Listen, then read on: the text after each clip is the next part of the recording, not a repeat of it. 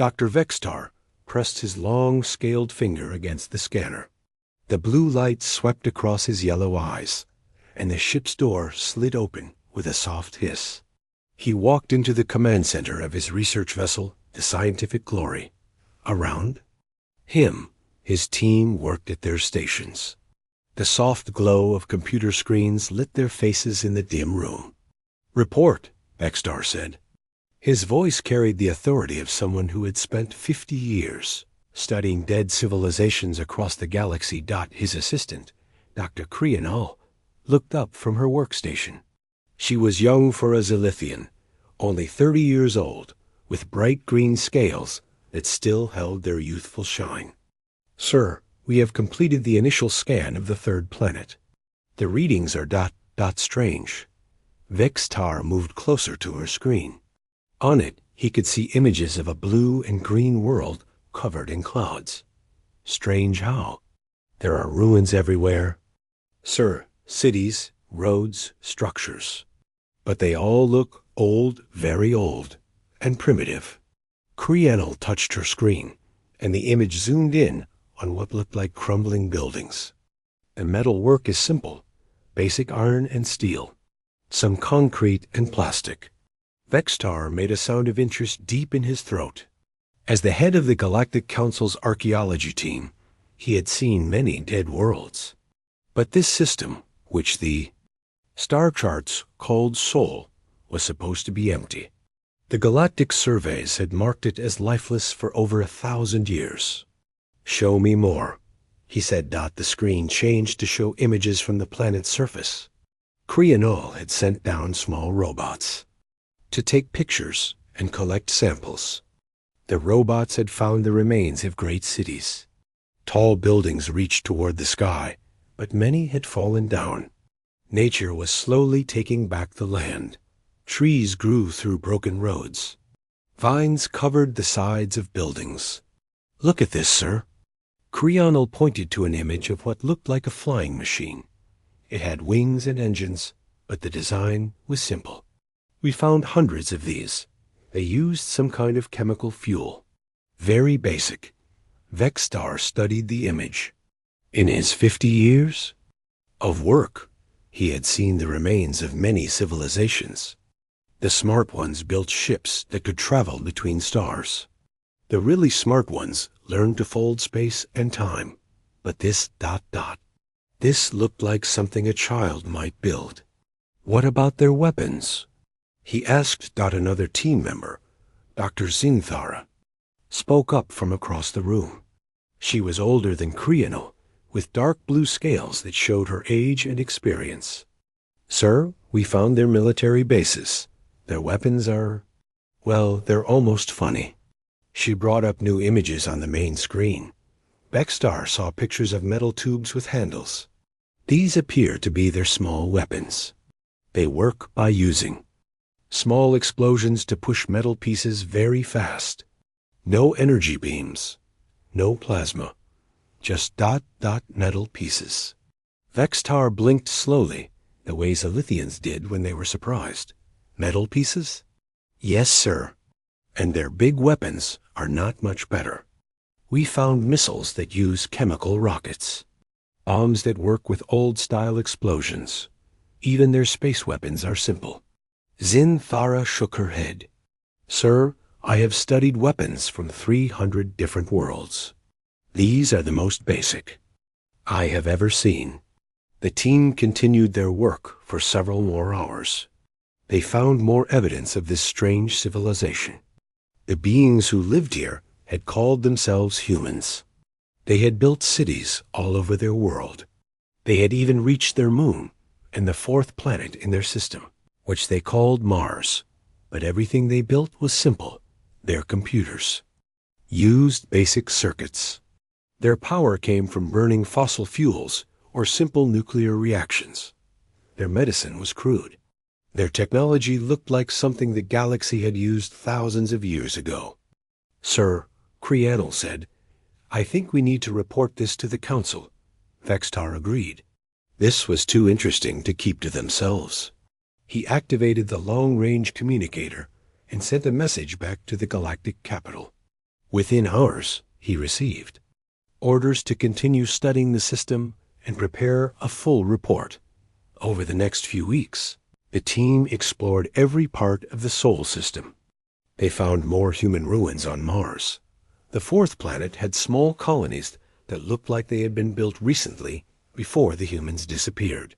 There were also broken pieces of human ships floating in the asteroid belt between the fourth and fifth planets. Everything told the same story. The humans had been a young race. They had just learned to travel between the planets in their own system. They had built simple machines and basic weapons. And then, for some reason, they had vanished. Maybe they killed themselves in a war.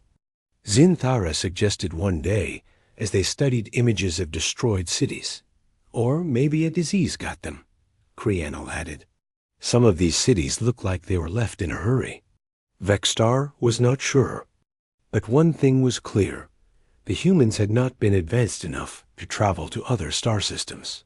Their fastest ships would have taken hundreds of years to reach even the closest star. Whatever happened to them, they had died or disappeared in their home system. After 6 weeks of study, Vextar felt ready to make his report to the Galactic Council. He stood in the communication room of his ship, looking at the large screen that showed the council chamber light years away. Dozens of beings from different worlds sat in a great circle. Zilithians like himself sat next to the tall, gray Mentari with their large heads and glowing eyes. The powerful HFY warriors, covered in thick red skin and bone plates, filled another section. Honored Council, Vextar began. I present our findings from the Sol System Survey. He activated his display, and images of Earth appeared on screens throughout the council chamber. We have discovered the remains of a species that called itself human. They appear to have lived on the third planet of this system, with small colonies on the fourth planet and their moon. Murmurs ran through the council chamber. New discoveries were always interesting. However, Vextar continued, this species represents a fascinating case study in evolutionary failure. Despite having thousands of years to develop, they never progressed beyond the most basic technology. He showed images of human weapons, ships, and cities. With each image, the murmurs in the chamber changed. Some council members began to laugh softly. Councillor Vekmar of the HFY stood up. He was huge, even for his species, with scars covering his red skin. Are you telling us that they never learned to make plasma weapons? That they fought with metal projectiles? That is correct, Counselor. They used chemical explosives and simple ballistic weapons throughout their entire history. They never developed energy shields, gravity manipulation, or even basic space folding technology. More laughter filled the chamber. Counselor Yelinara of the Mentari, her large head glowing with psychic energy, spoke next. Did they at least develop mental enhancement, telepathy? Any form of consciousness evolution? No, Counselor. They appear to have relied entirely on basic biological brains with no augmentation. They could not even communicate without using sound waves. The laughter grew louder. Vextar found himself smiling as well. In all his years of study, he had never found a species that had failed so completely to advance. What happened to them? Asked Counselor Jintar of the Zilithian delegation. Unknown. Sir, they appear to have vanished approximately 2,000 years ago. Given their limited technology, they could not have left their system. They most likely destroyed themselves through war, disease, or environmental collapse. The Council voted. Quickly, the Sol system would be marked as a minor archaeological site. A small research station would be built on the human moon to study their artifacts. The findings would be used as an example in galactic schools of how not to develop as a species. As the communication ended and the screen went dark, Vextar felt satisfied. This discovery would make him famous throughout the galaxy. The humans would be remembered as the perfect example of a failed civilization. He had no idea how wrong he was. 6 months after Dr. Vextar's report, the lunar research base was finally complete. The small gray moon that had once orbited Earth now hosted a gleaming station made of the galaxy's finest materials. The base looked like a crystal flower growing. From the moon's surface, with transparent walls and towers that reached towards Space. Commander Zeflos of the Krexhai military walked through the main gallery of the base. His heavy boots made loud sounds on the metal floor. Behind him followed a group of young Krexhai officers, their red skin bright with excitement. Today was special. Today, they would see the famous human artifacts.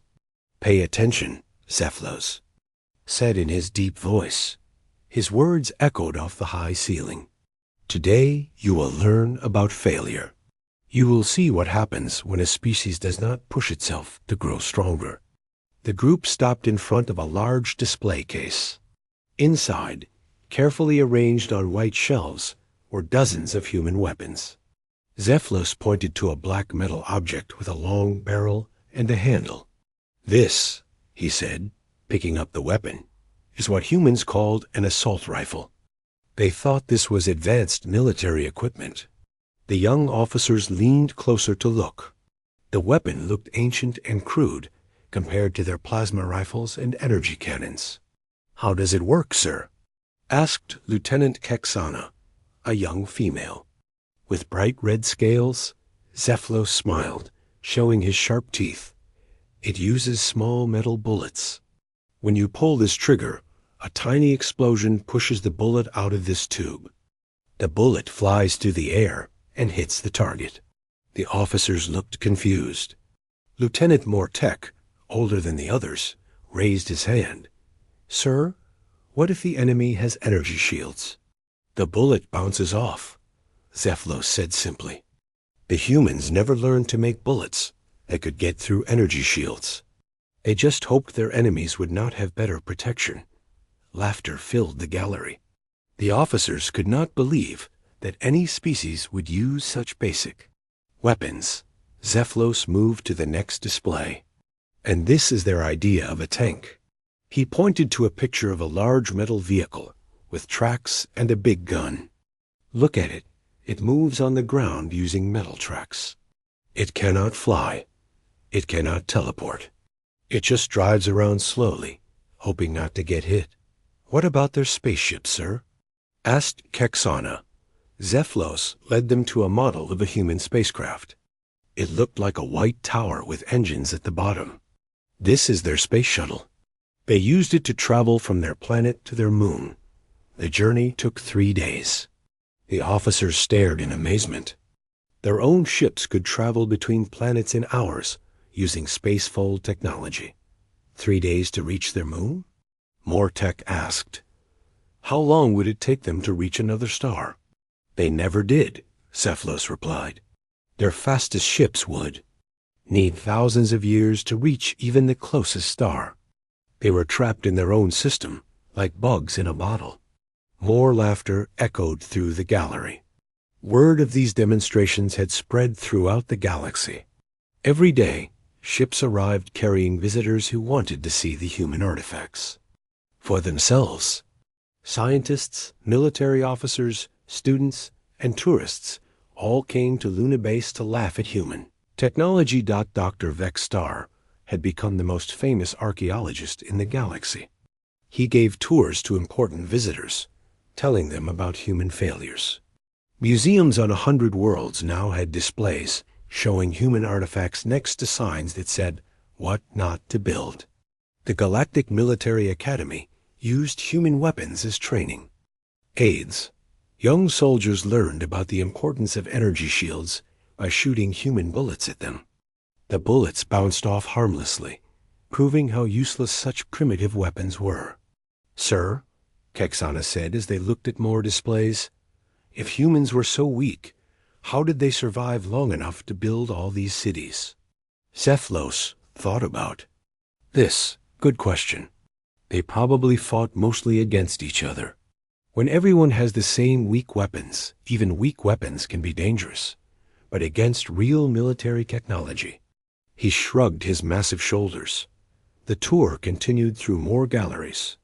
They saw human computers that filled entire rooms, but had less power than a modern wrist communicator. They saw human medical equipment that could not even heal a simple cut in minutes. They saw human transportation that moved on wheels along fixed roads instead of flying freely through the air. The most amazing thing, Dr. Vextar told a group of Mentari visitors later that day, is that they never developed psychic abilities.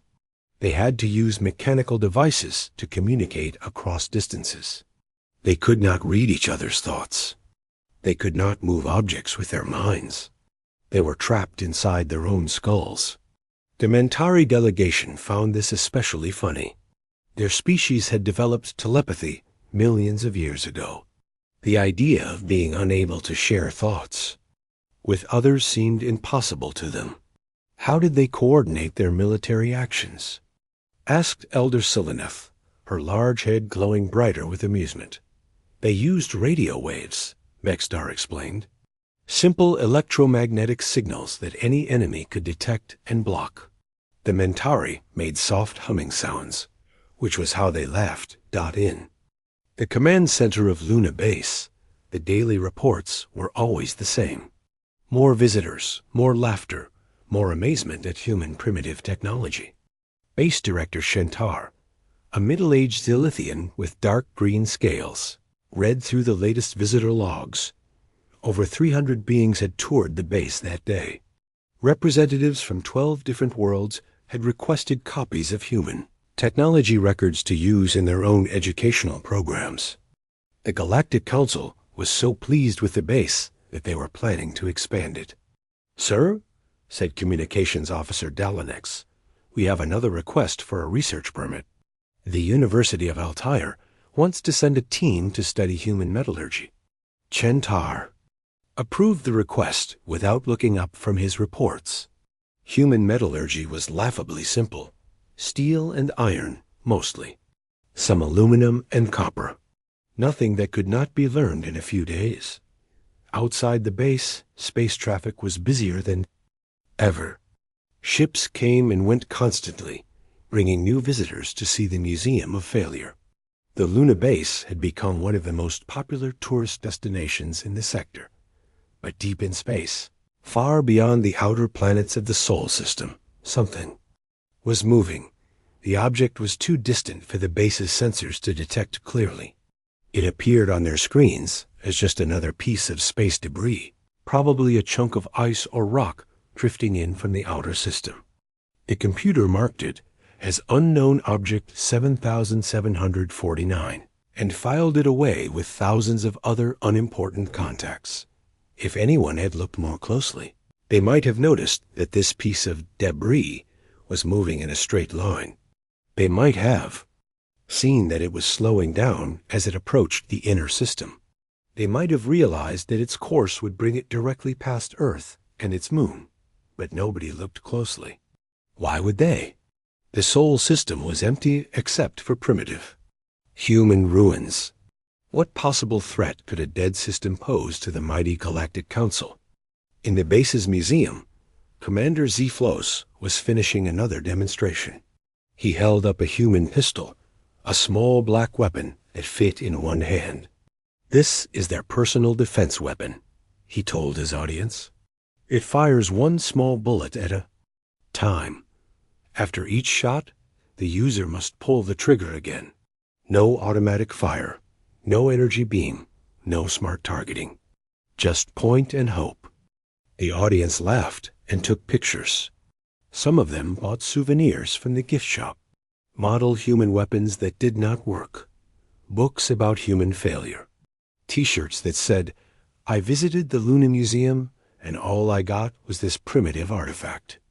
As the visitors left that evening, boarding their ships to return to their home worlds, they carried with them stories of human incompetence. The stories spread across the galaxy like ripples in a pond. Soon, every civilized being in the galaxy knew about the humans and their laughable technology. Children learned about humans in school as an example of what happened when a species did not try hard enough. Military academies used human tactics as examples of poor strategy. Scientists pointed to human science as proof that some species were simply not smart enough to advance. The word human became a joke. When someone made a mistake or used outdated equipment, others would say they were acting human. When something broke down or worked poorly, people called it human quality. But unknown object 7749 continued its slow approach toward the inner system. And deep inside its ancient hull, systems that had been sleeping for 2,000 years began to stir.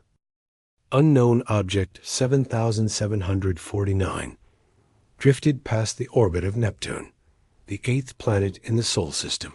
For the first time in months, someone noticed it was not just a piece of space rock.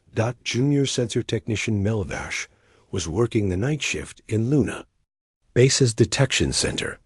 She was young for a Zilithian, barely out of training, with light blue scales that showed her inexperience.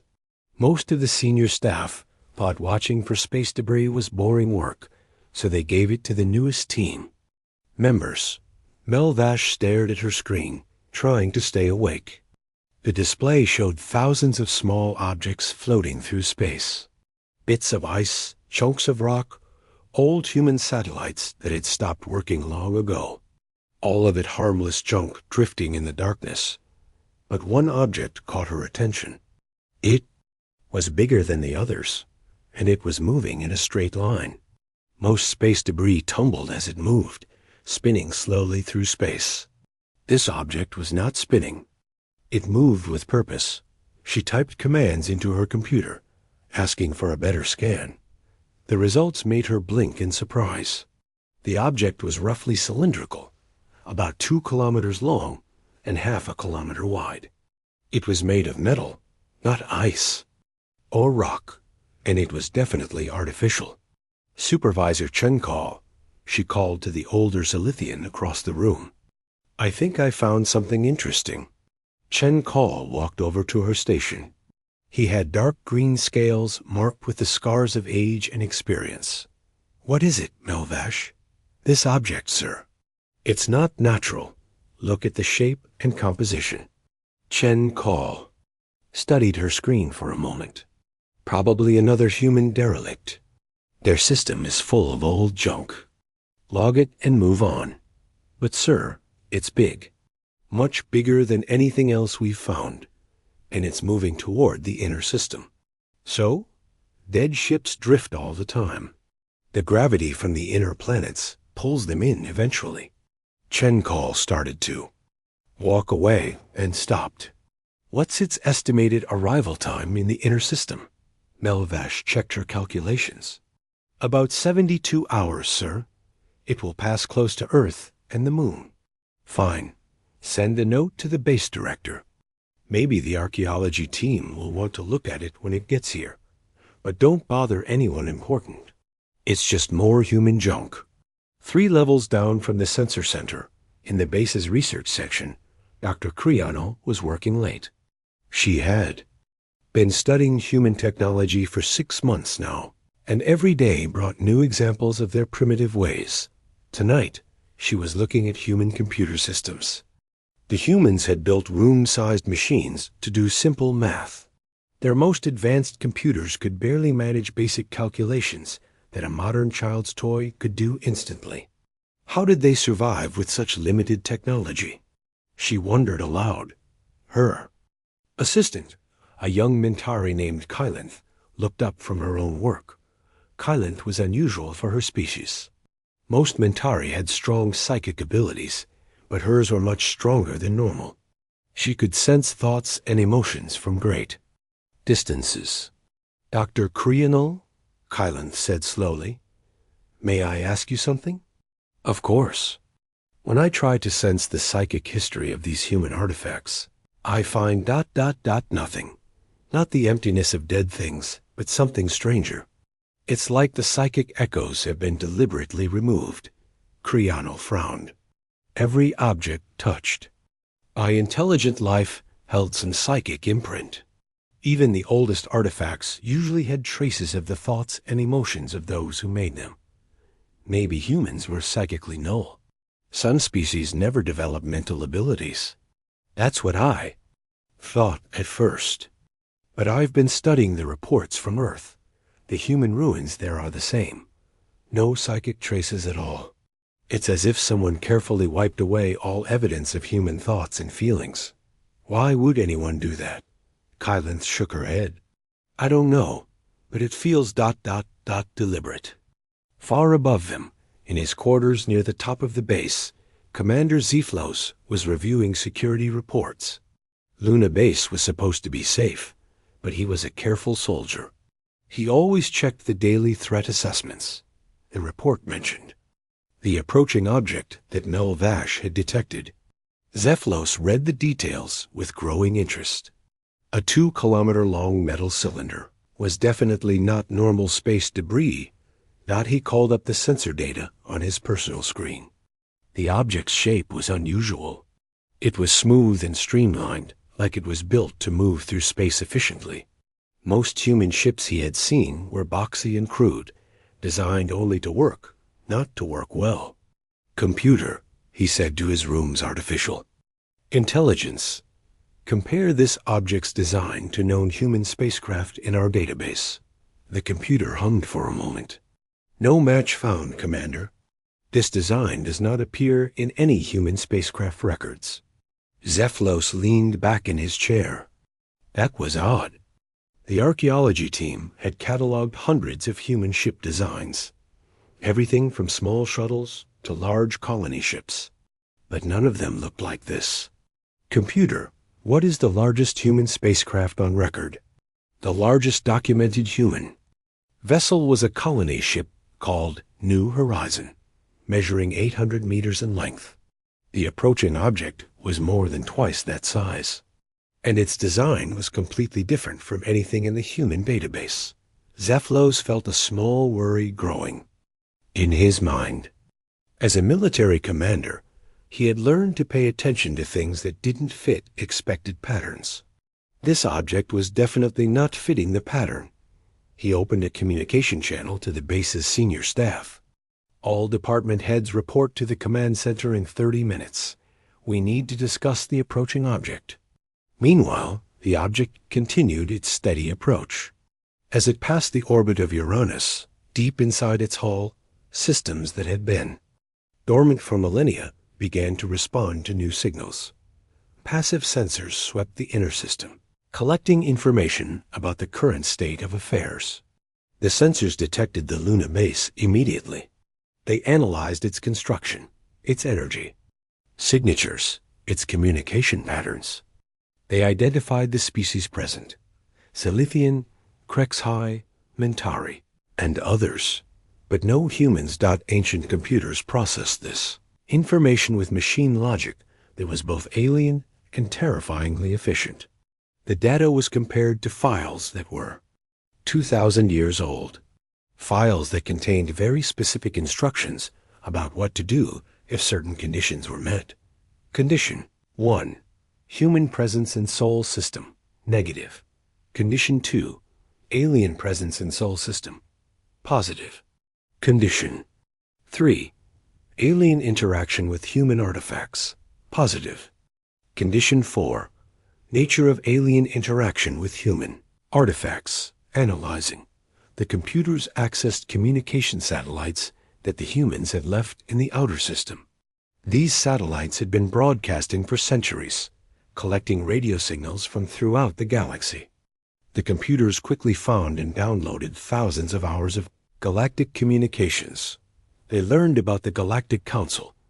They learned about the discovery of human ruins. They learned about the research base on Luna Dot, and they learned how. The galaxy viewed humanity. The computers processed terabytes of data in seconds. They read Dr. Vexstar S reports. They watched recordings of Commander Zeflos S weapon demonstrations. They analyzed thousands of communications that mocked human technology and treated human artifacts as amusing curiosities. Condition 4. Nature of alien interaction with human artifacts. Classification. Disrespectful. New systems began to activate throughout the ancient ship. Power cores that had been barely ticking over for 2 millennia began to produce serious energy. Weapon systems that had been designed by minds the galaxy could not yet comprehend began their startup sequences. But still, the ship maintained its passive approach. Its instructions were clear. Gather all available information before taking action. Understand the situation completely. Make no mistakes. In the Luna Base Command Center, the senior staff had gathered as Zeflos requested. Dr. Vextar represented the archaeology team. Base Director Shentar spoke for the civilian administration. Dr. Zinthara was there for the research division. And Kylanth had been invited because of her unusual psychic abilities. Show them the sensor data, Zeflos said to Mel VASH. The young technician activated the main display screen. The approaching object appeared as a long, smooth shape against the stars. As you can see, Zeflos began, this is not typical space debris. It's clearly artificial, and it's much larger than any documented human spacecraft. Dr. Vextar studied the image. The design is completely different from known human technology, much more advanced looking. Could it be from another species? Chentar asked. Perhaps something that was passing through the system? Kylanth had been quiet during the discussion, but now she spoke up. I don't think so. I've been trying to sense it psychically since the meeting started. There's something there, but it's protected, shielded in a way I've never encountered before. What kind of shielding? Zinthara asked. It's not natural. Someone or something built defenses against psychic scanning. Very sophisticated defenses. Zeflos felt his worry growing stronger. How long before it reaches the inner system? 68 hours, Nolvash replied. And its current trajectory? It will pass within 50,000 kilometers of Luna Base. The room fell silent. 50,000 kilometers was very close in space terms. Close enough for detailed scanning. Close enough for weapons if the object was hostile. Recommendations? Chentar asked. Zeflos was the first to speak. We should treat this as a potential threat until we know more. I recommend raising our alert status and preparing defensive measures. 40 hours before the mysterious object would reach Luna, Dr. Krianel made a discovery that changed everything. She was working in her laboratory, trying to decode some strange symbols found on a human data storage device. The symbols looked like mathematical equations, but they were far more complex than anything humans should have been able to understand. Kylanth, she called to her Mentari assistant, come look at this. Kylanth floated over to Krianel's workstation. The young Mentari moved without walking, using her psychic abilities to lift herself gently through the air. It was something all Mentari could do, but most species still found it impressive. What did you find? Kylanth asked. Krianel pointed to her screen. These equations. They're describing something called dimensional folding mechanics.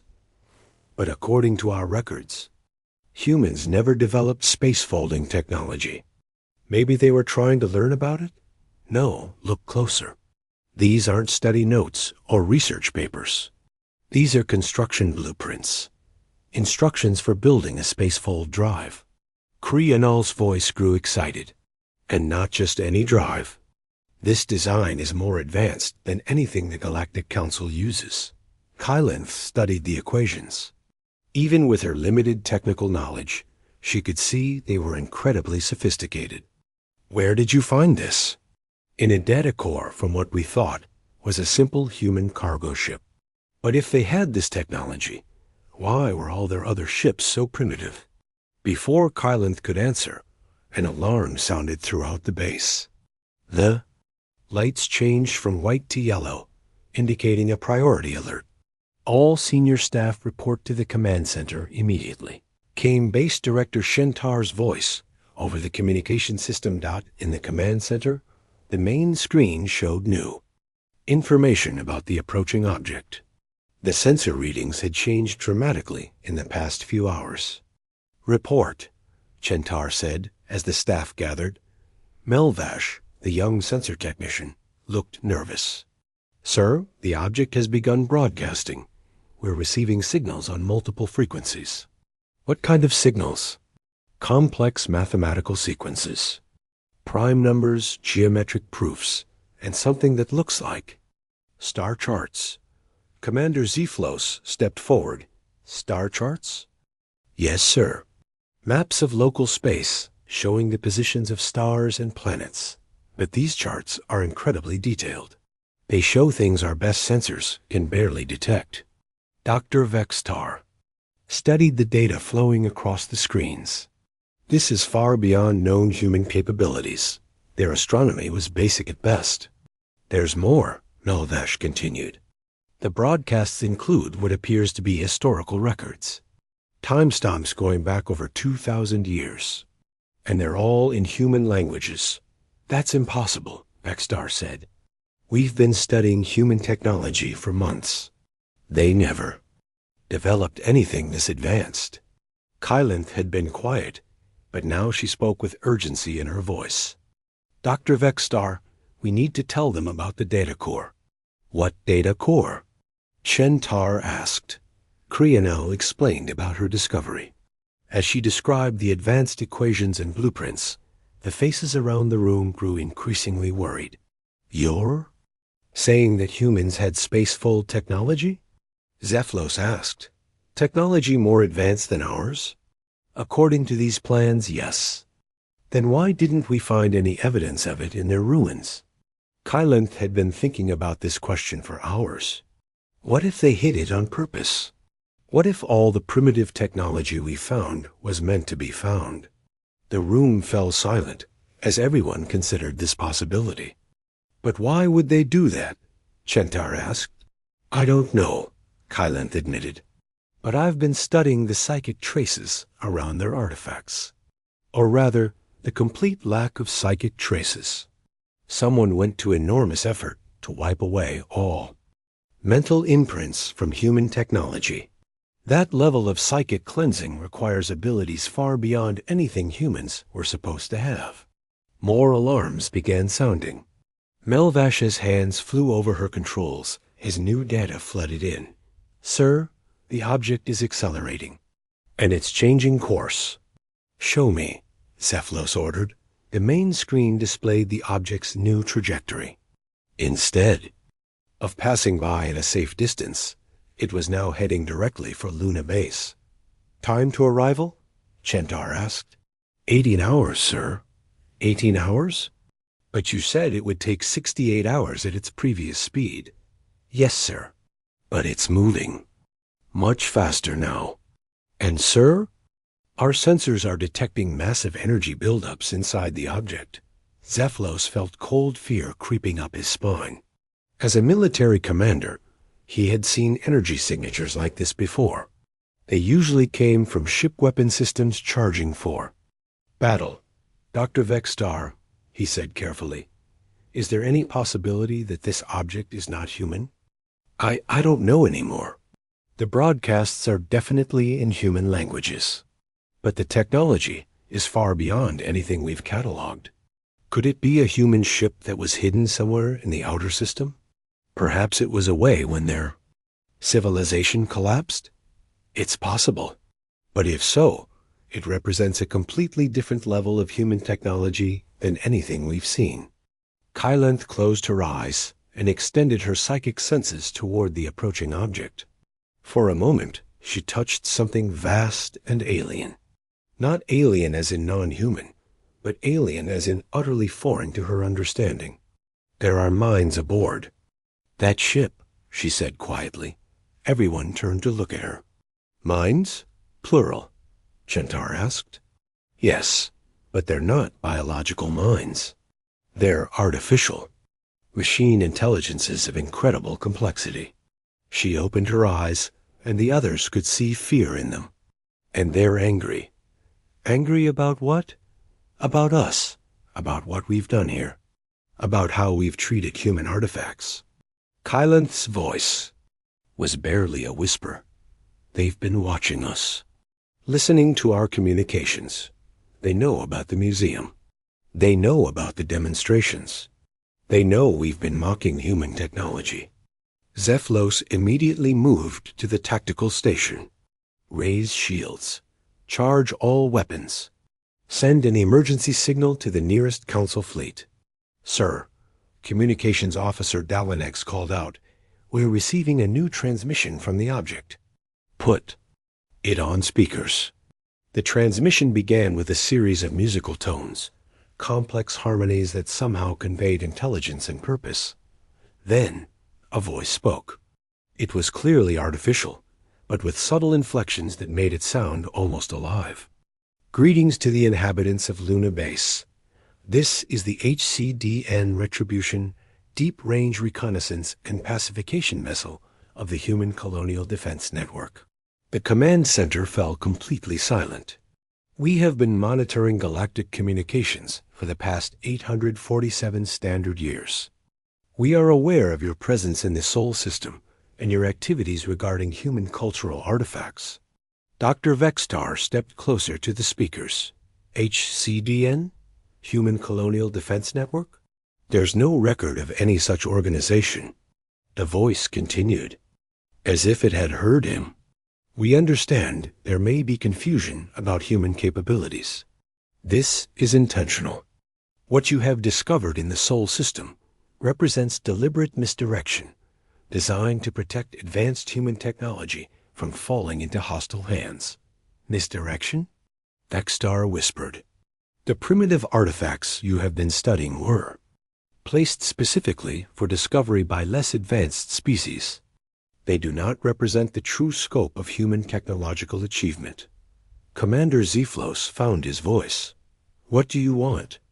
We want you to understand the truth about humanity. We want you to understand that your current behavior toward human heritage sites is ... unacceptable. Our behavior? Yes, we have recorded your demonstrations. We have monitored your museums. We have observed your treatment of human artifacts as objects of mockery and amusement.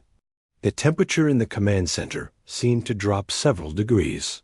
The Sol system is under the protection of the Human Colonial Defense Network. Human cultural sites are to be treated with appropriate respect. Your current activities violate the terms of engagement established by the Treaty of Distant Shores. Treaty of Distant Shores? Chentar asked. We've never heard of any such treaty. The treaty was signed 1,847 years ago between the Human Colonial Government and the predecessor council, which later became your current Galactic Council. Article 7 specifically protects human heritage sites from desecration or disrespectful treatment. Dr. Vextar's mind was racing. If such a treaty existed, it would be in the deepest archives of the Council's historical records. But nobody had checked those archives in centuries. You will have 24 hours to evacuate all personnel from the Luna base, the voice continued calmly. After that time, the base will be destroyed as a demonstration of our commitment to protecting human heritage. Wait, Zeflos called out. Let's discuss this. If there's been a misunderstanding, ... There has been no misunderstanding. You have been warned. 24 hours. The transmission ended, leaving the command center in stunned silence. Chentar was the first to speak. Get me an emergency connection to the Galactic Council. Priority 1. As the communication systems came alive, with urgent transmissions, nobody noticed that Kylanth had gone very pale. Her psychic abilities were far stronger than she had ever told anyone, and she had sensed something during the transmission that terrified her. The ship approaching them was not just advanced. It was not just powerful. It was something beyond the galaxy's current understanding of what was possible. And it was just one ship. Somewhere in her extended psychic scan, she had briefly touched the edges of something vast. The emergency session of the Galactic Council took place 6 hours after the Retribution's ultimatum.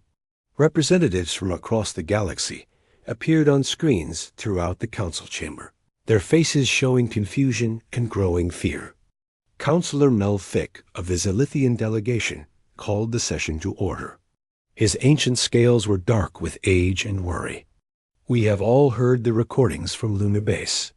Before we proceed, I have ordered a search of our deepest archives for any reference to this Treaty of Distant Shores. Archivist Venekala, an elderly Mentari whose head glowed with the accumulated knowledge of centuries, stepped forward. High Counselor, I have found the treaty. It was indeed signed 1,847 years ago, exactly as the artificial intelligence claimed. Shocked murmurs filled the chamber. The treaty was signed with representatives of something called the Human Colonial Government. According to the records, humans were leaving this galaxy to explore others. In exchange for peaceful departure, we agreed to protect certain sites of human cultural significance. How could we have forgotten such an important treaty? Demanded General Thrakmer of the Krexhai military. The treaty was classified at the highest levels and stored in archives that are only accessed during major historical research projects. It appears that over the centuries, knowledge of it was simply lost. High Counselor Melthick felt a growing sense of dread. What exactly does this treaty require? Venekala consulted her datapad. Article 7 states that human heritage sites must be preserved in their original condition and treated with appropriate reverence. Any scientific study must be conducted with respect for human cultural values. Commercial exploitation or mockery of human artifacts is strictly forbidden. The chamber erupted in concerned voices. Everyone suddenly realized the magnitude of their mistake. Have we received any response to our attempts to communicate with this retribution ship? Melthick asked. Admiral Kexnara of the Council Fleet spoke up from her command ship. High Counselor, the ship has acknowledged our transmissions, but refuses to negotiate. It simply repeats that Luna Base must be evacuated within the specified time period. What is our military assessment of this threat? Admiral Kexnara hesitated. High Counselor, our long-range scans of the ship are disturbing.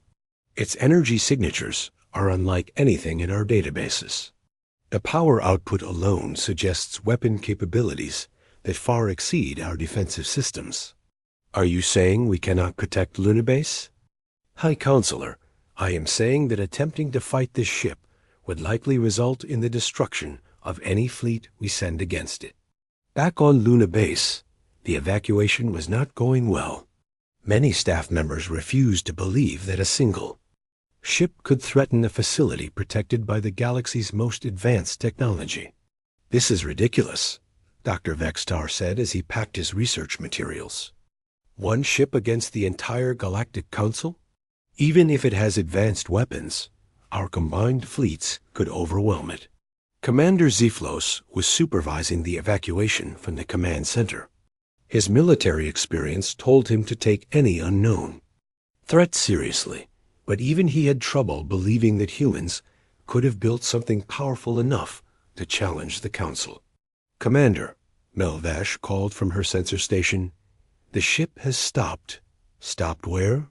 Its holding position. Exactly 50,000 kilometers from the base. It's been there for the past hour. Any new transmissions? No, sir. It's just waiting.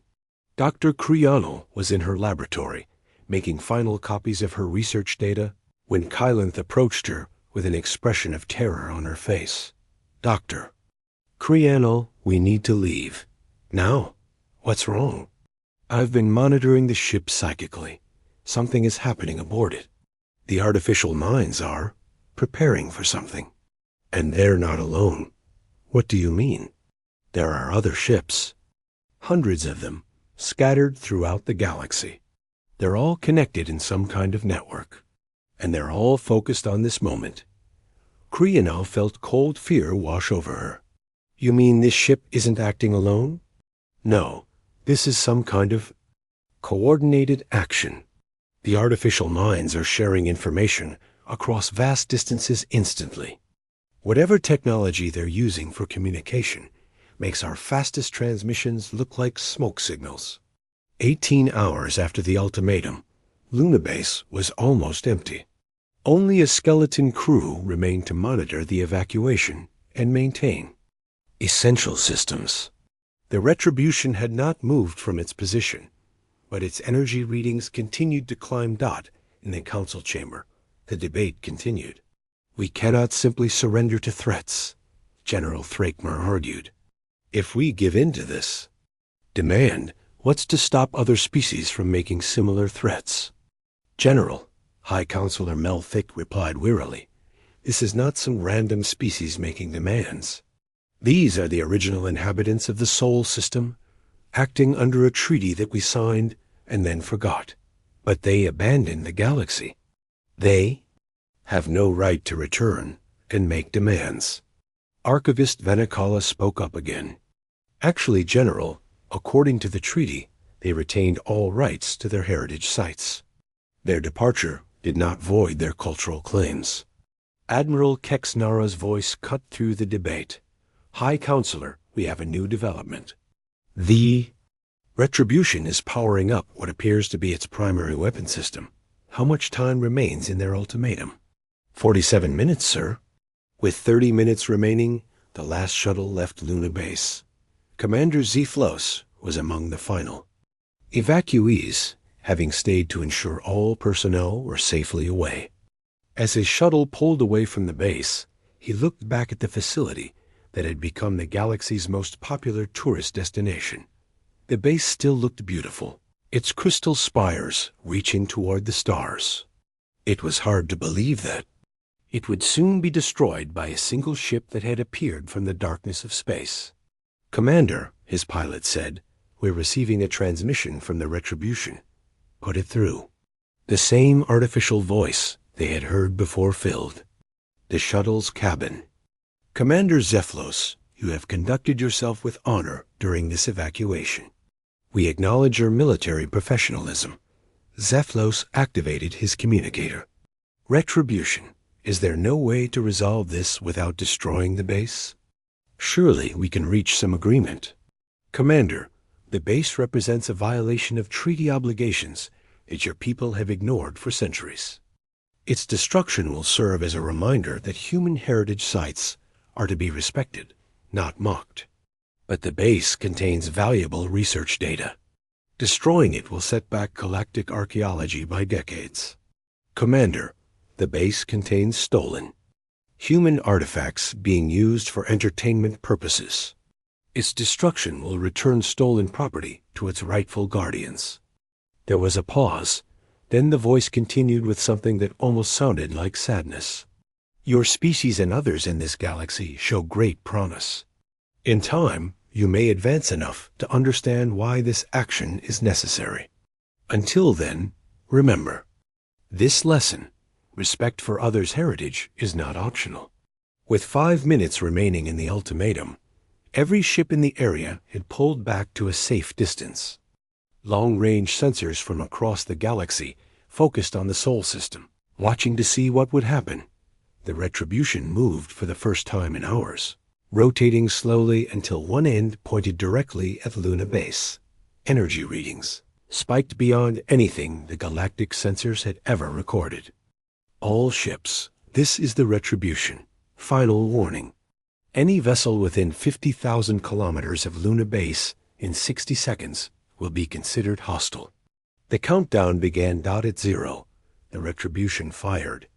The weapon was unlike anything the galaxy had ever seen. It was not a beam of energy or a projectile.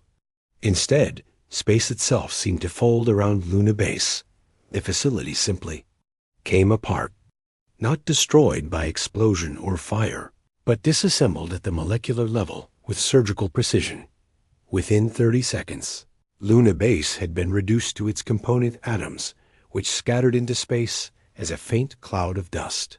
Nothing remained of the structure that had taken months to build and had housed the galaxy's most advanced research equipment. The precision was terrifying. The weapon had affected only the base itself. The moon's surface showed no damage, no radiation, no heat. Signature. The base had simply ceased to exist, as the galaxy watched in stunned silence. The Retribution transmitted one final message. The Sol system is now under active protection of the Human Colonial Defense Network. All species are welcome to visit and study human heritage sites, provided they do so with appropriate respect and reverence. Museums may display human artifacts for educational purposes only, with proper context about human achievements. Entertainment, mockery, or commercial exploitation of human cultural items is forbidden. The Galactic Council will appoint a Heritage Protection Committee to oversee all future activities in human space. This committee will ensure compliance with the Treaty of Distant Shores. Failure to comply with these requirements will result in additional enforcement actions. The transmission paused, and when it resumed, the artificial voice carried a tone that sent chills throughout the galaxy. Understand this: humanity did not fail or disappear. We simply outgrew the need for this galaxy. But we remember our origins, and we protect what we left behind. The artifacts you mocked as primitive were left deliberately as a test of character, a test of wisdom, a test of respect for others. Your species and others in this galaxy failed that test.